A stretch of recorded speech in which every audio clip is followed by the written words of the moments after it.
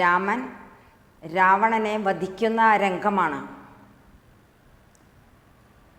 ഒരു തല അറുത്തു, അത് ഭൂമിയിൽ വീണു. ഉടനടി ആ സ്ഥാനത്ത് വേറൊരു തല വരികയാണ്.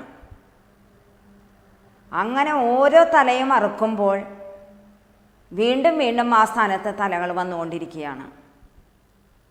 ആ പൈതമഹാസ്ത്രം ഉപയോഗിക്കാൻ മാതിലി പറഞ്ഞു കൊടുക്കുകയാണ്. അതായത് തേരാളിയായ മാതിലി ഓർമ്മിപ്പിക്കുകയാണ്.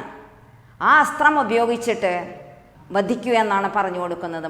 അങ്ങനെ രാവണനെ ശ്രീരാമചന്ദ്രൻ വധിക്കുന്നു. രാവണൻ്റെ വധത്തിന് ശേഷം വിഭീഷണനെ അവിടുത്തെ രാജാവായി അഭിഷേകം ചെയ്യുന്നു. വിഭീഷണനെ വിളിച്ച് പറയുകയാണ്, ശവസംസ്കാര കർമ്മമെല്ലാം വേണ്ട വിധത്തിൽ ചെയ്യാൻ പറഞ്ഞു നിർദ്ദേശിച്ചു. അതെല്ലാം വേണ്ട വിധത്തിൽ ചെയ്തു. അതുപോലെ തന്നെ രാവണൻ്റെ പത്നിയായ മണ്ഡോദരിയെ വേണ്ട വിധത്തിൽ സമാധാനിപ്പിച്ചു. എല്ലാം കഴിഞ്ഞ് ഹനുമാനെ വിളിച്ചിട്ട് പറയുകയാണ്, നീ സീതാദേവിയെ പോയി ദർശിച്ച് അവളെ സ്വീകരിച്ച് ഇങ്ങോട്ട് കൊണ്ടുവരൂ എന്ന് പറഞ്ഞ് ഹനുമാൻജിയെ പറഞ്ഞയക്കുകയാണ് ചെയ്യുന്നത്. ആ രംഗമാണ് ഇനി പാരായണം ചെയ്യുന്നത്. അഗ്രേ വിനീതനായി വന്ദിച്ചു നിൽക്കുന്ന സുഗ്രീവനെ പുനരാലിംഗനം ചെയ്തു സന്തുഷ്ടനായരുൾ ചെയ്തിതു രാഘവൻ. ചിന്തിച്ചതെല്ലാം ലഭിച്ചു നമുക്കെടോ, സഹായത്വേന രാവണൻ തന്നെ ഞാൻ ഉത്സാഹമോടു വധിച്ചതു നിശ്ചയം.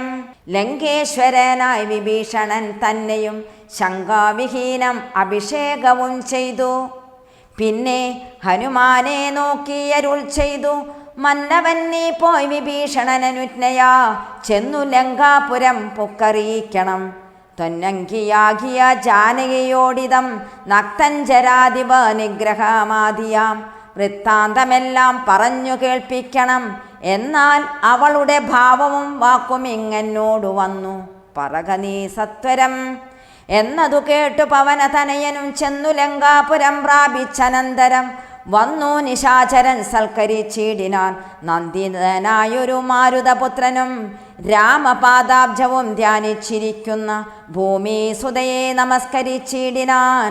വക്ത്രപ്രസാദമാലോക്യ കപിവരൻ വൃത്താന്തമെല്ലാം പറഞ്ഞു തുടങ്ങിനാൻ. ലക്ഷ്മണനോടും വിഭീഷണൻ തന്നോടും സുഗ്രീവനാദിയാം വാനരന്മാരോടും രക്ഷോവരനാന്ത ശഗ്രീവനെ കൊന്നു ദുഃഖമകന്നു തെളിഞ്ഞുമേ വീടിനാൻ. ഇത്തം ഭവതിയോടൊക്കെ പറകെന്നു ചിത്തം തെളിഞ്ഞരുൾ ചെയ്തറിഞ്ഞാലും. കോലാഹലം കേട്ടു രാഘവൻ കാരുണ്യശാലി വിഭീഷണൻ തന്നോടരുൾ ചെയ്തു, വാനരന്മാരെ ഉപദ്രവിപ്പാനുണ്ടോ ഞാനുര ചെയ്തിതു നിന്നോടിതെന്തൊടോ.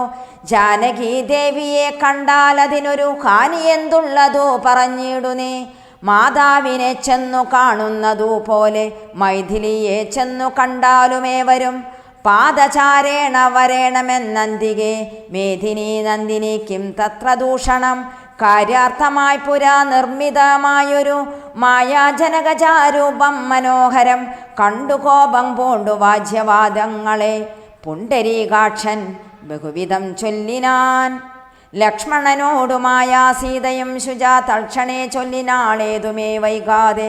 വിശ്വാസമാശു മൽഭർത്താവിനും മറ്റു വിശ്വത്തിൽ വാഴുന്നവർക്കും വരുത്തുവാൻ. കുണ്ടത്തിൽ അഗ്നിയെ നന്നായി ജ്വലിപ്പിക്ക ദണ്ഡമില്ലേതോമെനിക്കതിൻ ചാടുവാൻ.